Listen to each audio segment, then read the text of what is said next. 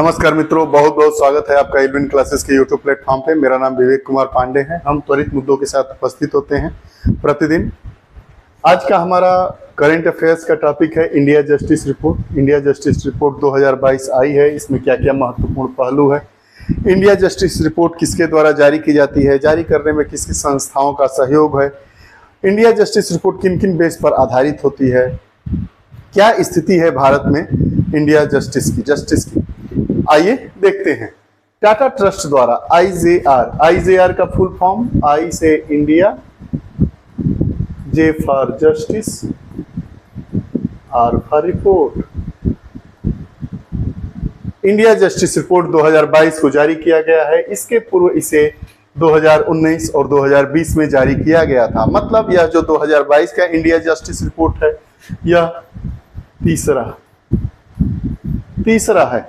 बस ये पूछता है कि 2022 में इंडिया जस्टिस रिपोर्ट जो जारी की गई वो कौन सी रिपोर्ट थी, या ऐसे भी पूछ देगा कि तीसरी इंडिया जस्टिस रिपोर्ट में ये अमुक बातें स्टेटमेंट देखे। तो आप परेशान नहीं होना है। इंडिया जस्टिस रिपोर्ट पहली बार 2019 में, दूसरी बार 2020 में और तीसरी बार 2022 में जारी की गई है।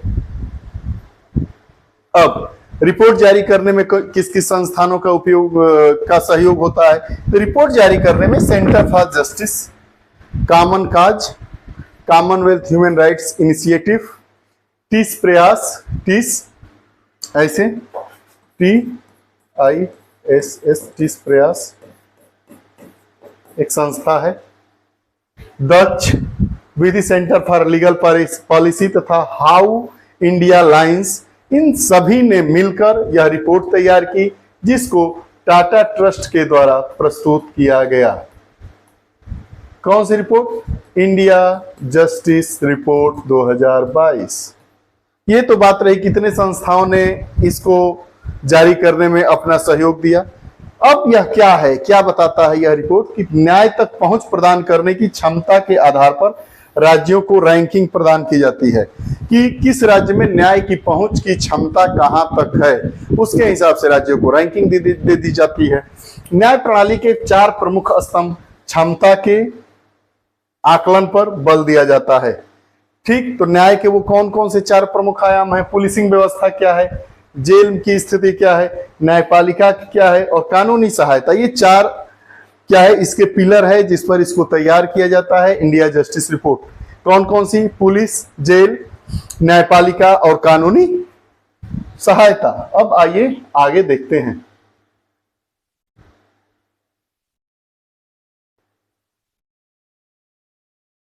रिपोर्ट के प्रमुख बिंदु क्या है? रिपोर्ट के प्रमुख बिंदु क्या है? तो इसमें पहली बात की गई है, इसमें पहली बात की गई है न्यायाधीशों की संख्या के बारे में कि भारत में क्या जितने पद न्यायाधीशों के लिए हैं उतने पदों पर क्या न्यायाधीश नियुक्त किए गए हैं? नहीं। तो देश भर में दिसंबर 2022 तक उच्च न्यायालयों में न्यायाधीशों की संख्या 778 कार्य कर रहे थे और स्वीकृत पद कितना है? 1108। अर्थात हमारे देश में कितने अभी पदों की जरूरत है? तो 222 और 108।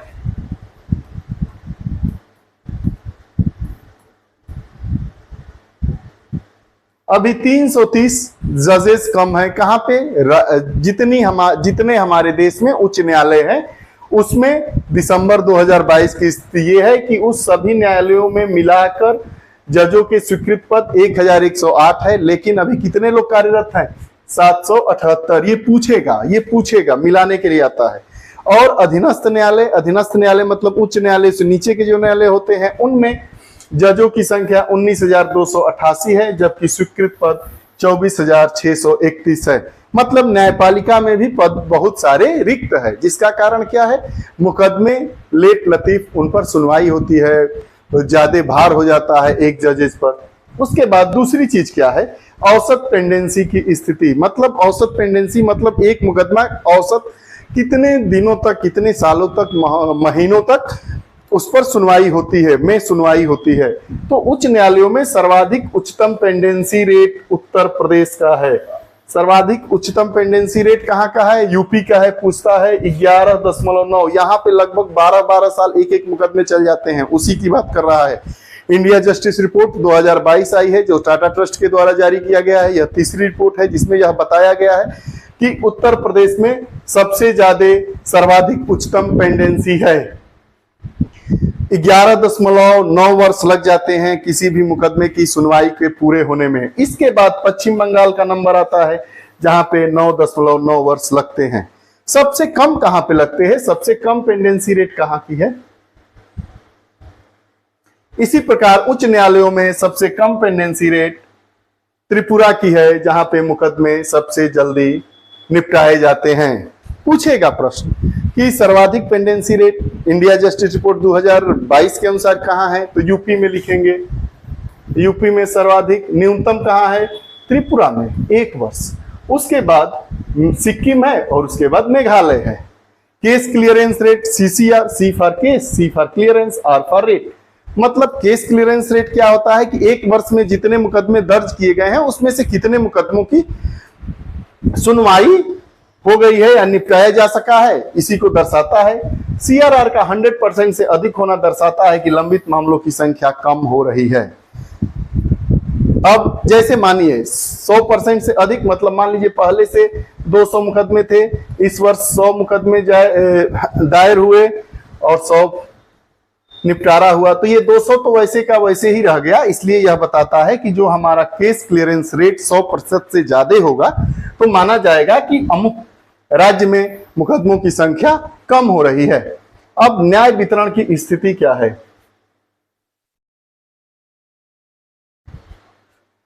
न्याय वितरण की स्थिति इसमें यह है, यह सब इंडिया जस्टिस रिपोर्ट 2022 की बातें हो रही है।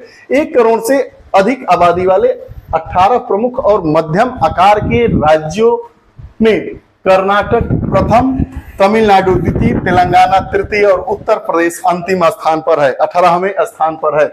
न्याय वितरण में सबसे पिछड़ा राज्य कौन सा है? उत्तर प्रदेश है। 1 करोड़ से ज्यादा की आबादी वाले राज्यों में 18वें नंबर पर है। उसके बाद 1 करोड़ से कम आबादी वाले राज्यों में सबसे अच्छा राज्य कौन सा है? अरुणाचल है। दूसरे स्थान पर गोवा है। पहले स्थान पर सिक्किम, दूसरे पे अरुणाचल और गोवा 7वें स्थान पे हैं। 7वें मतलब अंतिम स्थान पे है। 2 प्रश्न पूछा जाएगा कि जो न्याय वितरण की व्यवस्था है इंडिया जस्टिस रिपोर्ट 2022 के अनुसार, तो 1 करोड़ से ज्यादा आबादी वाले जो राज्य हैं वहां पर अंतिम स्थान पर कौन है जहां पे न्याय वितरण की व्यवस्था एकदम खराब है? तो उत्तर प्रदेश 18वें नंबर पर। और 1 करोड़ से कम आबादी वाले ऐसा कौन सा राज्य है जहां न्याय वितरण की व्यवस्था बिल्कुल ही खराब है, उत्तर प्रदेश जैसी? तो वो हमारा हो जाएगा गोवा। सबसे अच्छी व्यवस्था कहां है 1 करोड़ से ज्यादा आबादी वाले में? तो कर्नाटक पहले नंबर पे है और 1 करोड़ से कम आबादी वाले में सिक्किम पहले नंबर पे है। अब जेल में कैदियों की संख्या, जेल में कैदियों की संख्या की बात करते हैं। 2021 के दौरान जेलों में कैदियों की संख्या में 10.8% की वृद्धि देखने को मिली है। कैदियों की कुल संख्या में से 77% अंडर ट्रायल है। मतलब अगर 100 कैदी हैं जेल में, तो उसमें से 77 कैदी कैसे हैं? Under trial. 23 कैदी कैसे हैं? जिनको सजा मिल चुकी है। वही बात कह रहा है कि वर्ष 2021 के दौरान जेलों में कैदियों की कुल संख्या में 10.8 लगभग 11% की वृद्धि देखने को मिली है। देश के उच्च न्यायालय और जिला अदालतों में 4.9 करोड़ मामले लंबित हैं। देखिए हमारे देश की न्यायिक व्यवस्था कैसे चरमरा रही है। पहले तो उच्च न्यायालयों में जजों की संख्या ही नहीं है पूरी जितनी सीट चाहिए। उसके बाद अधीनस्थ न्यायालयों में वही स्थिति बनी हुई है। तो जब वैसी ही स्थिति बनी रहेगी तो दिनों पर दिन क्या होगा? न्याय वितरण की व्यवस्था, जेल में कैदियों की व्यवस्था, औसत पेंडेंसी रेट, ये सब बढ़ता जाएगा, कोई भी कम नहीं होगा। अब आगे देखिए,